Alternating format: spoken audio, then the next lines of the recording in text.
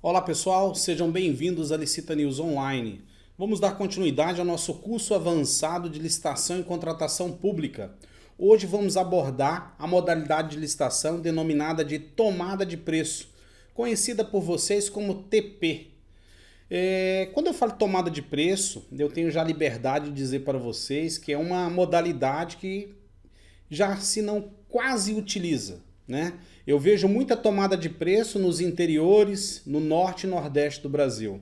Quando eu falo de sudeste, região sul, né? A região central aqui, a gente não se vê mais tanta tomada de preço, né? A TP ela é limitada, vocês vão ver que ela tem alguns limites, algumas características que a limitam, mas não muito usual, tá? Mas temos que abordar, porque vocês podem, né, se deparar com uma tomada de preço. E é muito importante ter todo esse conhecimento para poder lidar com esta modalidade de licitação. Então vamos lá, vamos iniciar nossa aula de número 6, tomada de preço. Senhores, a definição de tomada de preço está na Lei Geral de Licitação, a Lei 8.666/1993. A tomada de preço é a modalidade de licitação entre interessados devidamente cadastrados ou que atenderem a todas as condições exigidas para cadastramento até o terceiro dia anterior à data do recebimento das propostas, observada a necessária qualificação. Então vamos lá. Se eu retroagir, a tomada de preço ela foi feita somente para a participação de licitantes cadastrados naquele órgão público. Antigamente, antes do pregão, muitos órgãos públicos tinham cadastro de fornecedores. Eles emitiam o CRC, Certificado de Registro Cadastral. E o CRC era documento de extrema importância, pois sem um CRC eu não participava de uma tomada de preço. Eu não comprovava que eu era cadastrado. Para se não ferir o princípio da igualdade, deixa-se em aberto que aqueles que não são cadastrados têm um prazo para se cadastrar, desde que o façam até 3 dias úteis que antecedam a data da licitação. Então vamos lá, eu preciso de uma empresa, eu preciso de um cadastro e eu preciso de 3 dias. Mas vocês vão ver que a publicidade, apesar de um pouco extensa, ela pode ser comprometida quando eu falo com cadastro. No desenvolvimento da inteligência jurídica da tomada de preço, muitos órgãos passaram a não exigir o cadastro prévio e exigir dos licitantes que tivessem a vontade de participar que apresentassem toda a sua documentação de habilitação no momento da licitação, se comparando assim a uma carta convite, uma concorrência pública, pois eles apresentariam a sua documentação no momento da licitação, na fase de habilitação.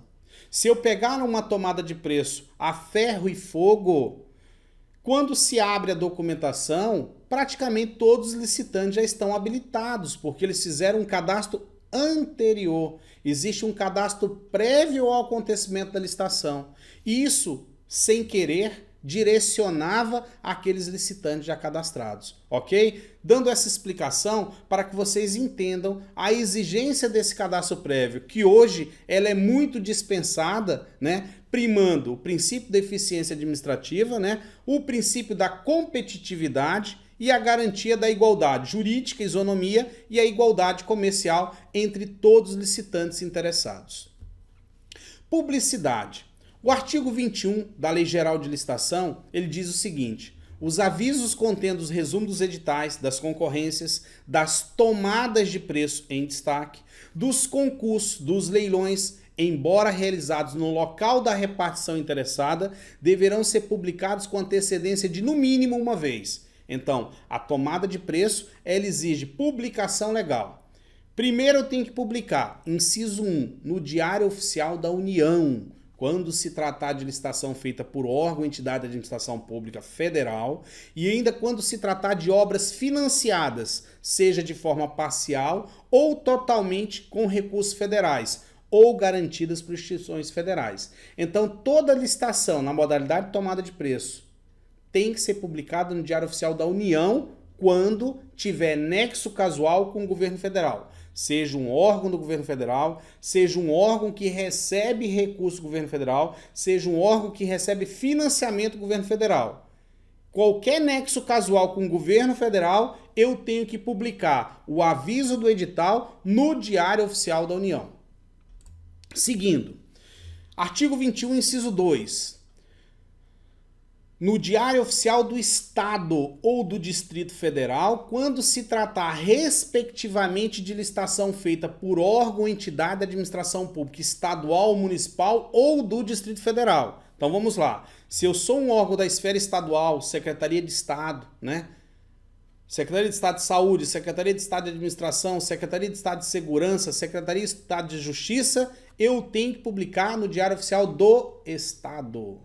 Se eu sou um órgão da esfera municipal, Prefeitura Municipal de Campos Belos, Secretaria Municipal de Saúde, Secretaria Municipal de Educação, ou seja, qualquer órgão da esfera municipal, se aquele município tem diário oficial, no Diário Oficial do município. Se aquele município não tem diário oficial, publicar no Diário Oficial do Estado, a modalidade de tomada de preço. Agora vamos a um exemplo. O Ministério de Minas e Energia vai fazer uma licitação para comprar um produto. O Ministério de Minas e Energias tem que publicar o aviso do seu edital no Diário Oficial da União, porque ele pertence ao governo federal. Vamos para outra situação. A Secretaria de Estado de Saúde de São Paulo vai fazer um edital de licitação na modalidade de tomada de preço. Ela tem que publicar obrigatoriamente no Diário Oficial do Estado de São Paulo. Ponto. Porque a Secretaria de Estado de Saúde de São Paulo pertence à esfera estadual. Sem problema. Vamos lá. A Secretaria de Estado de Saúde de São Paulo recebeu uma verba do Ministério da Saúde para comprar vacinas contra a febre amarela. Ela tem que publicar esse edital no Diário Oficial do Estado de São Paulo, que é um órgão pertencente ao Estado, e no Diário Oficial da União, porque ela está utilizando recurso da União. Então tem que dar transparência no Diário Oficial da União. Ficou claro? 3.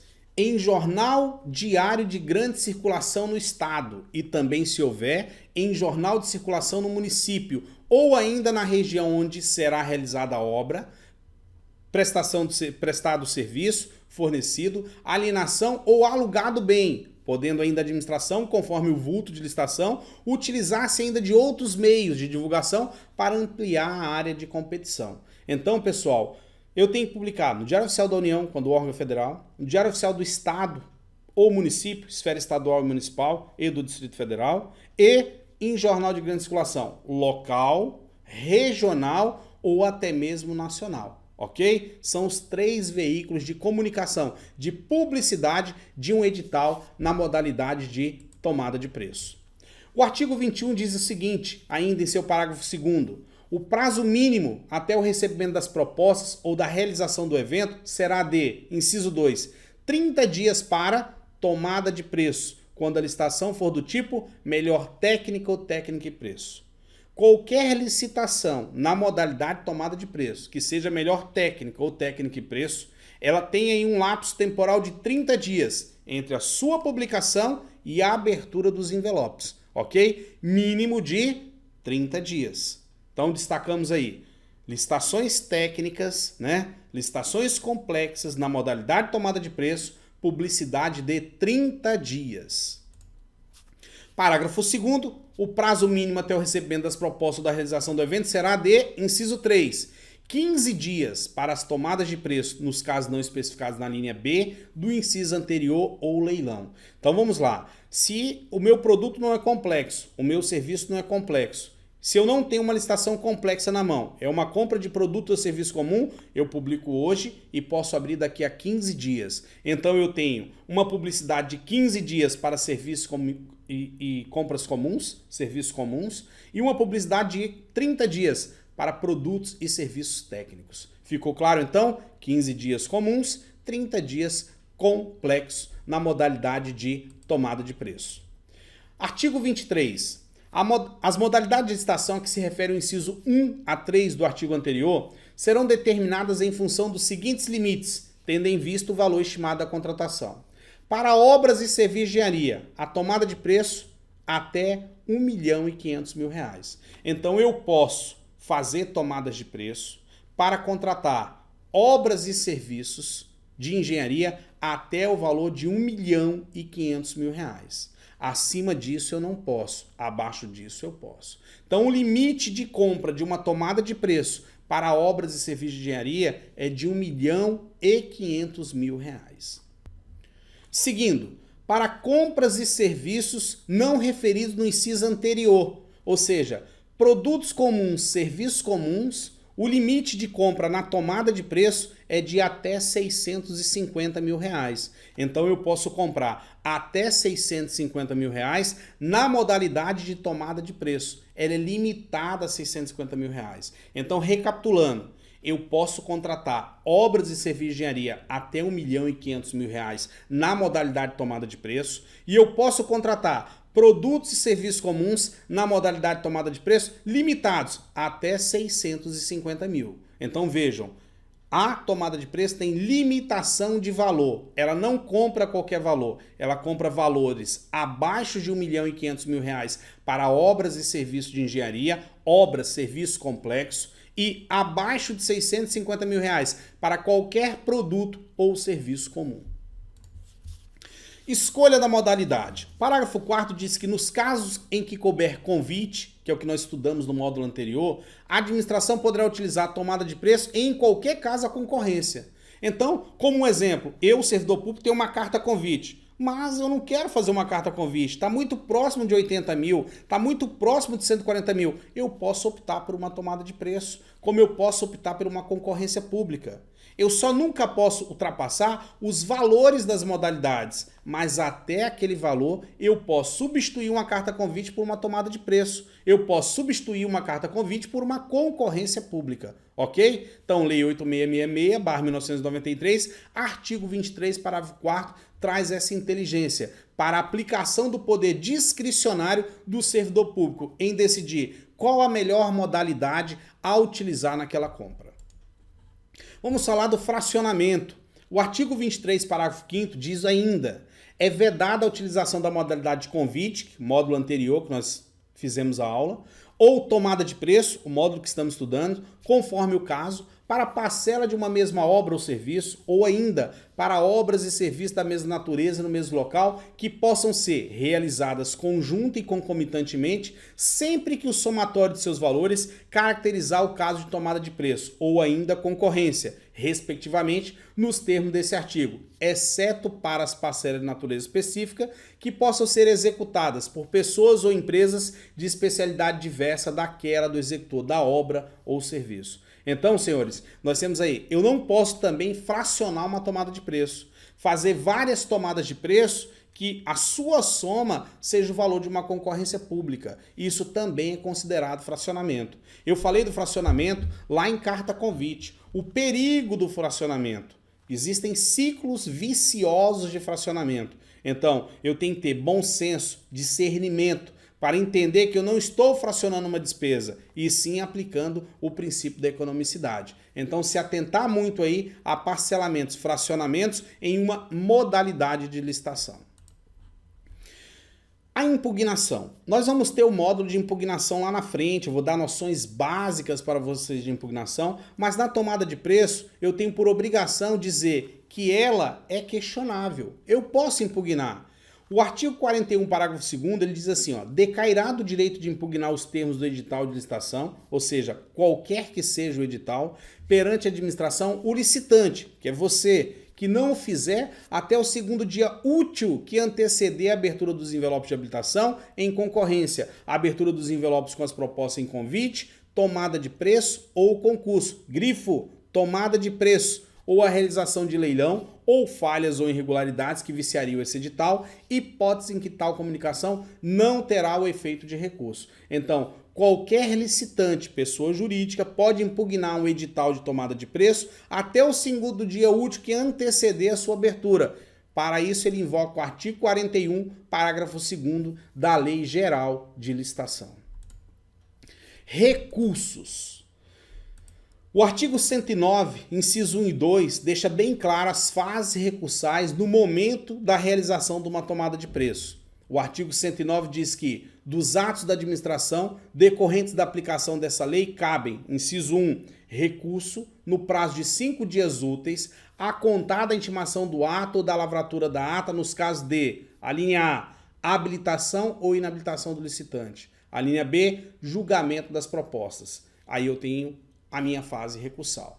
Nós vamos ter o módulo de impugnação, nós vamos ter o módulo de recurso, onde nós vamos analisar um pouquinho mais a fundo esses direitos de vocês, ok? Eu vou fazer uma apresentação bem básica para vocês, mas o suficiente para que vocês entendam os seus direitos na impugnação e no recurso. Mas como a tomada de preço tem prazo diferenciado, eu tenho 5 dias úteis para impetrar um recurso, tá? Para quem já tem mais um pouquinho de experiência, o recurso para tomada de preço, o recurso para carta convite, não depende de uma motivação de intenção. Abre-se o prazo recursal e você tem 5 dias úteis para decidir se você impetra ou não uma impugnação, independente de manifestação formal de interesse. Você pode não ter falado nada na reunião, analisado posteriormente, claro que dentro do prazo, e tomado a decisão de entrar com recurso. O recurso será cabível e tempestivo. Contratos. Artigo 62 da Lei Geral de Licitação. Artigo 62 diz que o instrumento de contrato ele é obrigatório nos casos de concorrência pública, que é nosso próximo módulo, e de tomada de preço, bem como nas dispensas e inexigibilidades cujos preços estejam compreendidos nos limites dessas duas modalidades de licitação, e facultativo nos demais, em que a administração puder substituí-lo por outros instrumentos hábeis, tais como carta-contrato, nota de empenho, de despesa, autorização de compra ou ordem de execução de serviço. Então, a tomada de preço exige o contrato formal. Por que ela exige o contrato formal? Porque já existe um valor considerável. Valores que vão até 650 mil reais, valores que vão até 1.500.000 reais. Porventura, muitos desses valores vão exigir de vocês garantia de execução, né? Seguro-garantia, fiança bancária, calção em dinheiro, e para isso eu tenho que consolidar todas essas responsabilidades em um contrato formal, contrato obrigatório entre as partes. Na tomada de preço, eu sempre vou ter um presidente de comissão de licitação, um membro de apoio e outro membro de apoio. 3, ímpar, no mínimo. Posso ter um presidente de comissão de licitação e 4 membros de apoio. Posso ter um presidente de comissão de licitação e 6 membros de apoio, sempre fechando o número ímpar para a decisão de voto de Minerva. Uma tomada de preço ela pode abrir com vários licitantes, como um exemplo eu coloquei aí 6, como ela pode ter sua abertura com um único licitante presente.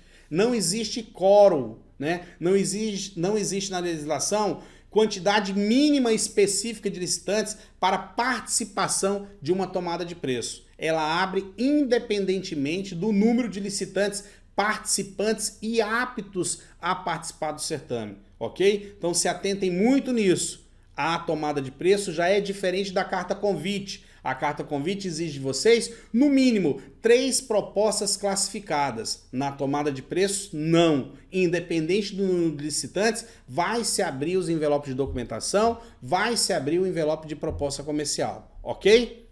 Seguindo, quais são as fases da tomada de preço? Primeiro, licitante tem que levar documento de habilitação e proposta comercial. Primeiro se abre o envelope de documento. Depois se abre a proposta comercial. Lá no pregão você vai sentir a inversão dessa fase.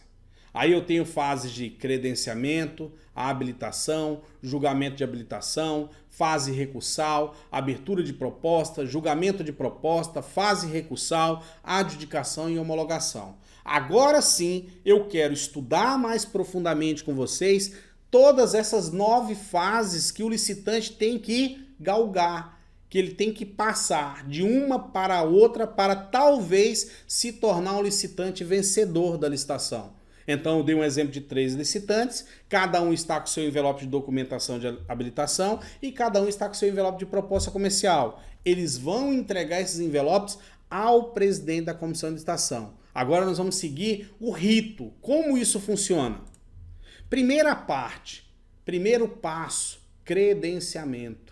Ou seja, é o momento que o licitante mostra para a mesa de licitação que ele está apto a representar aquela empresa no processo licitatório. Ele é o representante legal, ele tem um documento, né, que juridicamente lhe dá poderes para isso. Então, na maioria das vezes, os licitantes são representados por seus procuradores. Então, a procuração consubstancia uma autorização para que determinada pessoa atue em nome de outra, com sua autorização e juridicamente como se estas fossem. A procuração pode ser uma carta de credenciamento, que já vem o modelo no edital, uma procuração particular, que é feita por vocês, ou uma procuração pública, realizada num cartório.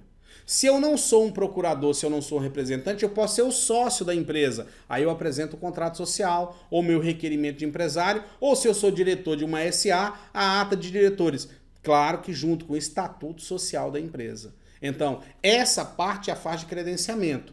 Aqui tem algo muito importante. O credenciamento não inabilita ninguém. Ou eu me credencio, ou eu sou descredenciado. Descredenciado quer dizer que eu não posso opinar, que eu não posso falar, que eu não posso olhar documentos durante a sessão, que eu não tenho uma procuração para estar ali. Então eu me torno um ouvinte. Ouvinte não fala, ouvinte não opina, ouvinte não visualiza documentos. É uma pessoa que está ali como estátua só para anotar o que está escutando. Se eu estou credenciado, eu falo, eu consto em ata, eu olho o documento, eu questiono tudo. Essa é a diferença do credenciamento. Segundo passo, a abertura do envelope de documentação.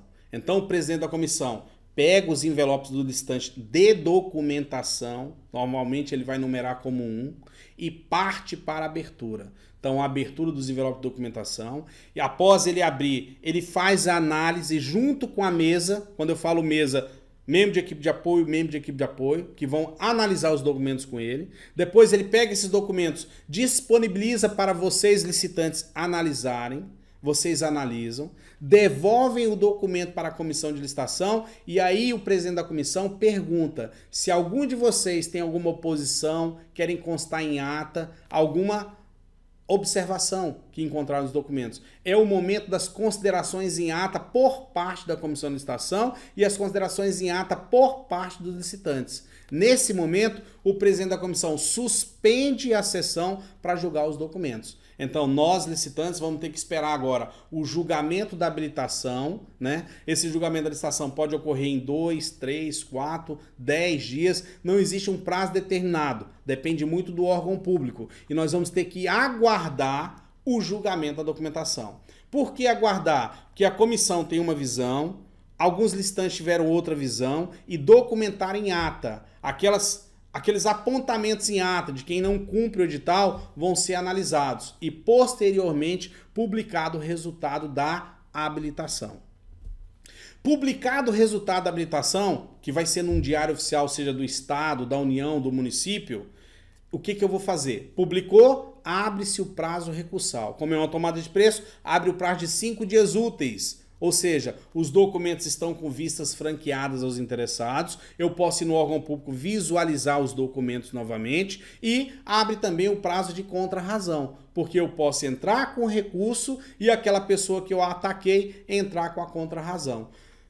Nessa brincadeira de abrir prazo recursal, nós estamos falando em média de 10 dias úteis de direito obrigatório de prazo recursal, 5 dias para recurso, 5 dias para contrarrazão e mais uns 5 dias úteis para decisão. O processo para em média por 23 dias para tomar-se uma decisão sobre a fase de habilitação, ok? Quarto passo. Resultado definitivo, né, da habilitação, ou seja, análise dos recursos apresentados, análise das contrarrazões e o julgamento.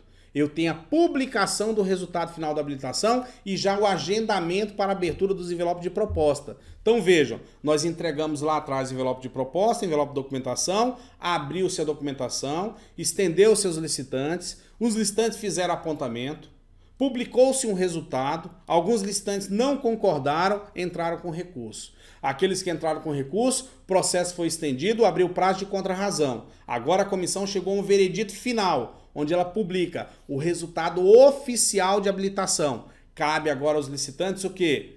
Partir para a fase de proposta. Ou, se eu sou um licitante que não concorda com o resultado, eu posso buscar agora a justiça por um mandato de segurança. Mas a fase de habilitação se encerra aqui e se marca a abertura das propostas comerciais. Abertura das propostas comerciais. Abre-se os envelopes de proposta, normalmente numa reunião marcada com a presença de todos, tá? Mas se ninguém for presidente da comissão pode abrir sozinho. Análise por parte da comissão permanente de licitação. As propostas são disponibilizadas a todos os licitantes e existe um tempo necessário para análise por parte dos licitantes.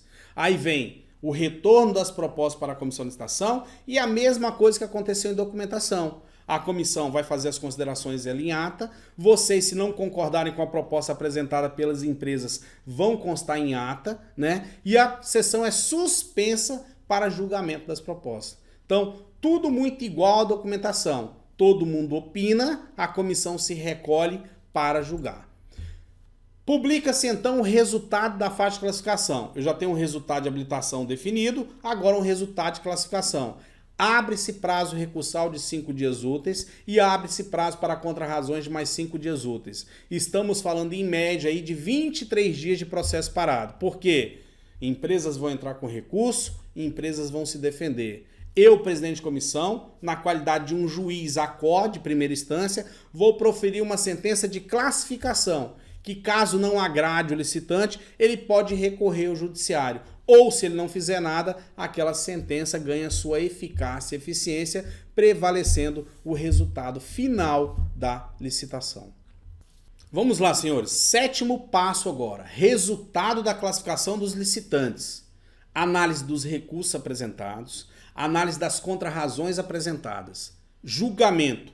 Eu, presidente da comissão, junto com minha equipe de apoio, vamos julgar os apontamentos recursais e os apontamentos de contrarrazão, que é a defesa. E vamos proferir um julgamento. Aí sim, publicação do resultado final de classificação das propostas. Aí eu tenho um licitante vencedor da licitação. Qualquer questionamento a partir de agora, somente na justiça por meio de um mandado de segurança, ok? Não se cabe mais recurso administrativo para o julgamento das propostas. 8º passo: adjudicação, homologação e contratação. Então eu já tive a fase recursal e o resultado de habilitação, prossegui para a proposta, tive a fase recursal e também uma decisão.